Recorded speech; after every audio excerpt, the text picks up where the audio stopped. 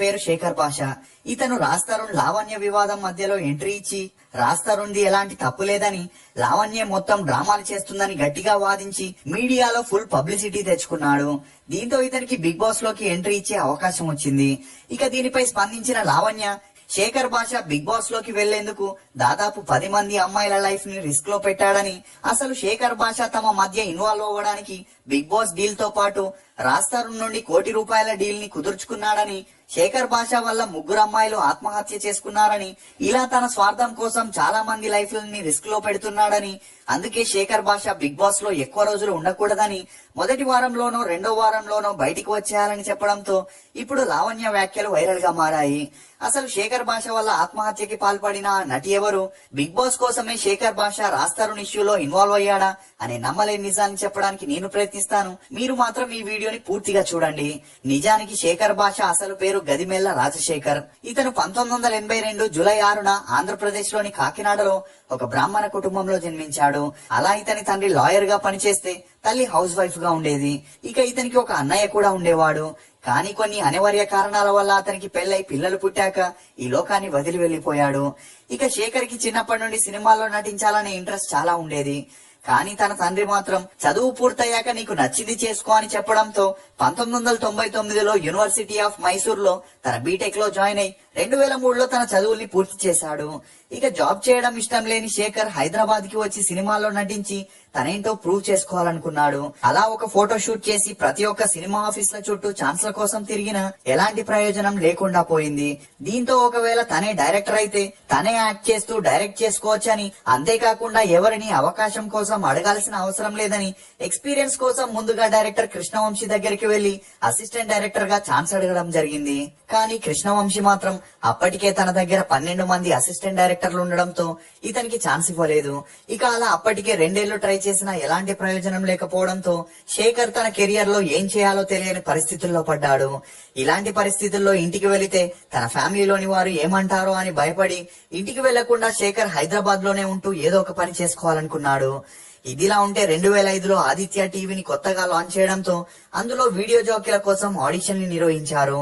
ఇక ఈ విషయం తెలుసుకున్న శేఖర్ తన లక్ ని యాంకర్ గా పరీక్షించుకోవాలని ఆ ఆడిషన్ లో పాల్గొనగా ఇతని చురుకైన మాటలు మరియు చూడ్డానికి కూడా బాగుండడంతో అందులో శేఖర్ ని వీడియో జాకీగా సెలెక్ట్ చేశారు. ఇక అలా అదే ఛానల్లో హాయ్ బుజ్జి, సందేహం, సందేహం, గురు శిష్య అనే షోస్ ని చేస్తూ కొద్ది రోజుల్లోనే శేఖర్ మంచి గుర్తింపును పొందాడు. అంతేకాకుండా మరోవైపు జెమినీ మ్యూజిక్ లోనూ విజయ్ గా చేస్తూ బిజీగా ఉండేవాడు. కానీ శేఖర్ కి ఆ ఛానల్లో రోజుకి 2 నుండి 3 గంటల వరకే పని ఉండేది. మిగతా సమయంలో ఫ్రీగా రూమ్ లోనే ఉండడంతో 2006లో స్టార్ట్ అయిన రెడ్ ఎఫ్ఎం 93.5లో ఆర్జేల కోసం ఆడిషన్ ని నిర్వహించారని తెలుసుకున్న శేఖర్ అందులో పాల్గొనడం జరిగింది. అలా ఇతను సెలెక్ట్ అవడంతో అప్పటి నుండి ఎఫ్ఎం లో తెల్లారిందోయ్ మామ అనే మార్నింగ్ షోని, గురువు హోజా షురు అనే ఆఫ్టర్నూన్ షోని చేస్తూ తన మాటలతో అందరినీ అలరించడంతో ఇతని వాయిస్ కి కొద్ది రోజుల్లోనే వేలాది మంది ఫ్యాన్స్ గా మారారు. ఇక ఇతను ఆ మధ్యలో రజనీకాంత్ లా భాషా మూవీ డైలాగ్స్ తరచూ చెప్పడంతో జనాల మధ్యలో రాజశేఖర్ కాస్త శేఖర్ భాషగా మారాడు. ఇక తనకి ఎఫ్ఎం లో వచ్చిన మంచి గుర్తింపుతో రోజు రోజుకి భారీ డిమాండ్ పెరగగా అది గమనించిన బిగ్ ఎఫ్ఎం వారు ఇతన్ని అప్రోచ్ అయి ఇంతకు ముందు కంటే డబుల్ పేమెంట్ ఇస్తామని చెప్పడంతో శేఖర్ బిగ్ ఎఫ్ఎం లో ఆర్జేగా జాయిన్ అయ్యాడు. అలా అక్కడ చేసిన సలాం తెలంగాణ అనే షో ద్వారా మంచి ఆదరణ లభించడంతో బెస్ట్ షోగా అవార్డుని కూడా అందుకున్నాడు. ఇది మాత్రమే కాకుండా కొన్ని అవార్డ్స్ లో, ఆడియో ఫంక్షన్స్ లో యాంకర్ గా పాల్గొని అందరినీ తన కామెడీ సెన్స్ తో అలరించేవాడు. ఇక అలా ఒక ఫంక్షన్ లో శేఖర్ యొక్క హ్యూమర్ ని చూసిన డైరెక్టర్ సంగీతం శ్రీనివాసరావు గారు వెల్కమ్ ఒబామా అనే మూవీలో ఇతనికి ఒక పాత్రనివ్వడం జరిగింది. ఇక అలా 2013లో ఈ మూవీ రిలీజ్ అయి ఫ్లాప్ అవడంతో తనకున్న నేమ్ ఫేమ్ తో తనే స్వయంగా ఒక మూవీని డైరెక్ట్ చేస్తే జనాలు తప్పకుండా హిట్ చేస్తారనుకున్న శేఖర్ భాష ఒక కొత్త హీరో హీరోయిన్ ని పెట్టుకుని శేఖర్ భాష డాన్ పాత్రని చేస్తూ ఆ మూవీని డైరెక్ట్ చేయడం జరిగింది. ఇక ఈ మూవీ 2014లో రిలీజ్ అయ్యి అటు వచ్చి ఇటు వెళ్లిపోయిందనే చెప్పొచ్చు. ఇదిలా ఉంటే అనుష్క నటించిన పంచాక్షరి మూవీలో శేఖర్ ఒక పాత్ర చేయగా ఆ తర్వాత నా నువ్వే అనే మూవీలో కూడా ఒక క్యారెక్టర్ చేసిన ఇతనికి సినిమాల్లో అంతలా ఆదరణ దొరకలేదు. దీంతో సినిమాల్ని నమ్ముకుంటే ప్రయోజనం లేదని ఆర్జేగా తన కెరియర్ ని కొనసాగించాడు. ఇదిలా ఉంటే శేఖర్ కి భార్గవి అనే అమ్మాయితో పెద్దలంతా కలిసి పెళ్లి చేయగా వీరి అన్యోన్య సంసారానికి గుర్తుగా ఒక అమ్మాయి ఒక అబ్బాయి కూడా జన్మించారు. ఇక అలా అప్పటి వరకు అన్ని బాగానే సాగినప్పటికీ ఎప్పుడైతే శేఖర్ ఒక వెబ్ సిరీస్ లో యాక్ట్ చేశాడో అప్పటి నుండి తన జీవితం తలకిందులైంది. ఇక అలా అక్కడే అసిస్టెంట్ డైరెక్టర్ గా పనిచేస్తున్న దీపారెడ్డి అనే అమ్మాయితో ఇతనికి మంచి పరిచయం పెరిగింది. అలా ఈమెకి అప్పటికే పెళ్లై తన భర్తతో ఉన్న విభేదాల కారణంగా పెళ్లైన 4 నెలలకే అతనికి విడాకులు ఇచ్చేసింది. ఇక అలా ఊర్లో ఉండలేక హైదరాబాద్ కి వచ్చి యాక్టర్ గా ట్రై చేసినా ఎలాంటి ప్రయోజనం లేకపోవడంతో ఏం చేయాలో తెలియని పరిస్థితుల్లో ఉండేది. దీంతో యాక్టర్ గా ట్రయల్స్ ని వదిలేసి డైరెక్టర్ అవ్వాలని డిసైడ్ అయి short films, web series, movies కి అసిస్టెంట్ డైరెక్టర్ గా వెళుతూ కొంతవరకు ఎక్స్పీరియన్స్ ని తెచ్చుకుంది. అలా ఒక వెబ్ సిరీస్ షూటింగ్ లో శేఖర్ తో దీపాకి మంచి స్నేహం పెరిగి వీరిద్దరూ నెంబర్స్ ని ఎక్స్చేంజ్ చేసుకుని అప్పటి నుండి తరచూ కాల్స్, మెసేజెస్ చేసుకుంటూ బిజీగా ఉండేవారు. ఇదిలా ఉంటే దీప తన భర్తతో విడాకులయ్యేటప్పుడు ఈమెకి అన్ని విధాలుగా సహాయం చేసిన తన ఊరి సూపరింటెండెంట్ ఆఫ్ పోలీస్ తో దీపకి మంచి అండర్స్టాండింగ్ రావడంతో అతను ఈమె డైరెక్ట్ చేసే మూవీకి ప్రొడ్యూస్ చేసేందుకు ఒప్పుకున్నాడు. ఇక ఇదే విషయం దీప శేఖర్ కి ఫోన్ చేసి చెబుతూ తన మూవీలో శేఖరే హీరో అని, తను హీరోయిన్ గా మరియు డైరెక్టర్ గా చేస్తానని చెప్పడంతో శేఖర్ ఆనందానికి అవధులు లేకుండా పోయాయి. దీంతో ఆ మూవీ పనుల విషయంపై తనకి ఒక ఫ్లాట్ కావాలని, అదే సమయంలో శేఖర్ బామ్మర్ది ఉంటున్న ఒక ఫ్లాట్ ఖాళీ అవడంతో దీపని అక్కడి నుండి తీసుకొచ్చి అందులో ఉంచడం జరిగింది.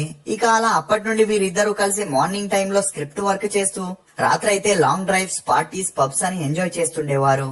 ఇక అలా రోజు రోజుకి వీరిద్దరికి మంచి అండర్స్టాండింగ్ రావడంతో క్లోజ్ గా ఉంటూ ఈ విషయం తమ కుటుంబాలకి తెలియకుండా సీక్రెట్ గా మెయింటైన్ చేసేవారు. అలా శేఖర్ దీప ప్రేమలో ఎంతలా మునిగిపోయాడంటే తన భార్యని కూడా వదిలేసి దీపనే పెళ్లి చేసుకుంటాడని ఒక అగ్రిమెంట్ మీద సైన్ చేయడం జరిగింది. ఇదిలా ఉంటే ఎస్పీకి దీప మీద కాస్త అనుమానం వచ్చి ఈమెను స్పై చేయగా శేఖర్ దీపాల సంబంధం బయటపడడంతో అతను వీరు చేస్తున్న మూవీకి ప్రొడ్యూస్ చేసేందుకు నిరాకరించాడు. దీంతో దీప కోపంతో ఒకవేళ తనకి డబ్బు ఇవ్వకపోతే తనని బలవంతంగా అనుభవించాడని మీడియాలో చెప్పి కంప్లైంట్ ఇస్తానని బెదిరించడంతో ఈమె మాటలకి బెదరని ఎస్పీ అప్పటి నుండి దీపాని పట్టించుకోలేదు. దీంతో మరుసటి రోజే దీప ఎస్పీ మీద పోలీస్ స్టేషన్ లో కంప్లైంట్ ఇచ్చినా ఎటువంటి యూజ్ అవ్వలేదనే చెప్పొచ్చు. ఇక అలా మానసికంగా కృంగిపోయిన దీప మద్యం తీసుకోవడం మొదలెట్టింది. అలా శేఖర్ కూడా ఈమెను ఓదార్చే వంకతో మరింత క్లోజ్ గా ఉంటూ వచ్చాడు. ఇక అలా ఎప్పటికైనా ఆ మూవీ కంప్లీట్ అవ్వదని శేఖర్ ని పెళ్లి చేసుకుని లైఫ్ లో సెటిల్ అవ్వాలని డిసైడ్ అయిన దీప శేఖర్ కి పెళ్లి విషయం చెప్పగా అప్పటికే పెళ్ళ 2 పిల్లలున్న శేఖర్ అందుకు ఒప్పుకోలేదు. దీంతో ఆక్రోశానికి గురైన దీప శేఖర్ తనకి అగ్రిమెంట్ మీద సైన్ చేసిన డాక్యుమెంట్ ని చూపిస్తూ తనని వెంటనే పెళ్లి చేసుకోవాలని, లేదంటే ఆ డాక్యుమెంట్స్ తో పోలీస్ కంప్లైంట్ ఇస్తూ తమ రిలేషన్ గురించి ఫ్యామిలీలో కూడా చెప్పేస్తానని బెదిరించడంతో శేఖర్ ఏం చేయాలో తెలియని పరిస్థితుల్లో పడ్డాడు. ఇక అలా అప్పటి వరకు ఎప్పుడు దీపాతోనే ఉండే శేఖర్ అప్పటి నుండి దీపని కలవడం మానేశాడు. మరోవైపు దీప శేఖర్ కి ఫోన్ చేసినా, మెసేజ్ చేసినా రెస్పాండ్ కాకపోవడంతో దీప 25కి పైగా నిద్ర మాత్రల్ని తీసుకుని బలవన్మరణానికి పాల్పడుతూ ఆ వీడియోని శేఖర్ కి పంపియగా అది చూసిన శేఖర్ దీపకి ఏదైనా అయితే తన లైఫ్ స్పాయిల్ అవుతుందని సరైన సమయానికి ఈమెను హాస్పిటల్లో చేర్పించాడు. ఇక అలా దీప డిశ్చార్జ్ అయిన కొన్ని రోజులకే శేఖర్ తనని పెళ్లి చేసుకోలేనని చెప్పడంతో తను అడిగినంత డబ్బిస్తే తన లైఫ్ నుండి వెళ్లిపోతుందని, లేదంటే శేఖర్ ఫ్యామిలీకి తామిద్దరి మధ్య ఉన్న రిలేషన్ గురించి చెప్పేస్తా అని బెదిరించడంతో ఆర్థికంగా అంతంత మాత్రమే ఉన్న శేఖర్ ఏం చేయలేక పోలీస్ స్టేషన్ లో కంప్లైంట్ ఇవ్వడం జరిగింది. కానీ అక్కడికి వెళ్ళాక పోలీసులు ఇతని విషయంపై స్పందించకపోవడంతో మీడియా ముందుకు రావడం జరిగింది. ఇక అలా శేఖర్ మీడియాలో మాట్లాడుతూ దీప తనని బ్లాక్ మెయిల్ చేస్తుందని, తనని పెళ్లి చేసుకోమని ప్రెజర్ ఇస్తుందని చెప్పడంతో ఎవరు ఇతని మాటల్ని నమ్మకపోగా విమర్శించడం మొదలెట్టారు. దీంతో అప్పటి నుండి మీడియాకి దూరంగా ఉన్న శేఖర్ తన మీద పడ్డ నిందని ఎలాగైనా తొలగించాలని బిగ్ బాస్ కి వెళ్లాలని డిసైడ్ అయి బిగ్ బాస్ టీమ్ ని కాంటాక్ట్ అవ్వడం జరిగింది. ఇక అలా శేఖర్ భాషకి జనాల్లో అంతలా ఫేస్ రికగ్నైజేషన్ లేకపోవడంతో తనని బిగ్ బాస్ టీం తీసుకోలేమని చెబుతూ ఏదైనా కాంట్రవర్సీ లేక పబ్లిసిటీతో ఫేమస్ అయితే బిగ్ బాస్ లో ఆఫర్ ఇస్తామని చెప్పడంతో అప్పటి నుండి ఒక మంచి అవకాశం కోసం ఎదురు చూస్తున్న శేఖర్ కి రాజ్ తరుణ్ లావణ్య ఇష్యూ ఒక ఆపర్చునిటీగా కనిపించి దాన్ని వినియోగించుకొని సీన్ లోకి ఎంట్రీ ఇవ్వాలనుకున్నాడు. ఇక అలా అప్పటికే రాజ్ తరుణ్ తో శేఖర్ 2-3 సార్లు ఇంటర్వ్యూ చేయగా అప్పటి నుండి రాజ్ తరుణ్ తో కాంటాక్ట్ లో ఉంటూ వచ్చాడు. ఇక అలా లావణ్య గొడవతో శేఖర్ రాజ్ తరుణ్ ని సంప్రదించగా లావణ్య మీడియా ముందు అబద్ధం చెబుతుందని, తనకి సంబంధించిన అన్ని ఆధారాలు తన దగ్గర ఉన్నాయని శేఖర్ రాజ్ తరుణ్ తరపున మాట్లాడడానికి సాక్ష్యాలతో మీడియా ముందుకు రావడం జరిగింది. ఇక అలా రావడంతోనే లావణ్య చేసిన మత్తుమందు వ్యాపారం, మస్తాన్ సాయితో ఈమెకున్న రిలేషన్, మల్టిపుల్ ఎఫ్ఐఆర్స్ కి సంబంధించిన అన్ని ఆడియో కాల్స్, వీడియో కాల్స్ ని మీడియాలో లీక్ చేయడంతో అందరూ ఒక్కసారిగా షాక్ కి గురయ్యారు. దీంతో అన్ని శాటిలైట్ మరియు యూట్యూబ్ ఛానల్స్ వారు శేఖర్ ని డిబేట్లకి పిలిచి ఇంటర్వ్యూస్ ని తీసుకోవడంతో ఇతనికి చాలా హైప్ వచ్చింది. అదే సమయంలో ఒక ఇంటర్వ్యూలో లావణ్య శేఖర్ మధ్య మాటా పెరిగి లావణ్య శేఖర్ ని చెప్పుతో కొట్టడం, ఆ తర్వాత రౌడీలతో బెదిరించడంతో శేఖర్ హాస్పిటల్ పాలయ్యాడు. దీంతో ఇకపైన శేఖర్ లావణ్య ఇష్యూలో ఇన్వాల్వ్ అవ్వడని అందరూ అనుకున్నారు. ఇదిలా ఉంటే తనకి వచ్చిన హైప్ ని చూసి బిగ్ బాస్ టీం వారు శేఖర్ కి హౌస్ లోకి వెళ్లేందుకు ఛాన్స్ ఇవ్వడంతో ఇప్పుడు 14 మంది కంటెస్టెంట్ లో ఒక కంటెస్టెంట్ గా శేఖర్ భాష ఉన్నాడని చెప్పొచ్చు. ఇక మీడియాలో చేసిన యుద్ధమే బిగ్ బాస్ హౌస్ లో కూడా చేస్తాడా, లేక లావణ్య చెప్పినట్లు 1 లేక 2 వారాల్లోనే బయటికి వచ్చేస్తాడా అనేది మనం వేచి చూడాల్సిందే. బిగ్ బాస్ హౌస్ లో మీ ఫేవరెట్ కంటెస్టెంట్ ఎవరో మీ అభిప్రాయాన్ని కమెంట్ సెక్షన్ లో తప్పకుండా తెలియజేయండి.